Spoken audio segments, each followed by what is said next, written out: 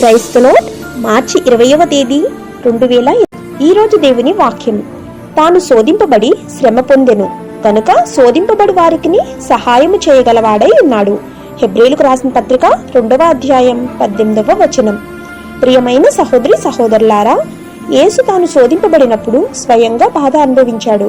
కాబట్టి ఆయన మనం శోధింపబడుచున్నప్పుడు మనకు సహాయం చేయుటకై మన చెంతే ఉంటాడు. ఈ లోకంలో మనకు వచ్చే శ్రమలలో క్రీస్తు మనకు సహాయం చేయవాడై ఉన్నాడు అని జ్ఞప్తికి తెచ్చుకునండి. బాధలకు లోనయ్యే వారికి సహాయం చేయడానికి యేసు కదిలింపగలడని మనం ఎన్నటికీ మర్చిపోకూడదు. మన రక్షణను బట్టి మనము దేవుని యందు సంతోషించి ఆయన పరిశుద్ధ నామమును స్తుతులు చెల్లించవలెను. ఆయన మనవలే శోధింపబడ్డాడు. మనం బాధపడినట్లే ఆయన బాధ అనుభవించాడు. మనమందరం ప్రతిరోజు ఎదుర్కొనే కఠినమైన ఎంపికలను ఎదుర్కొన్నాడు. కానీ ఆయన పాపం చేయలేదు.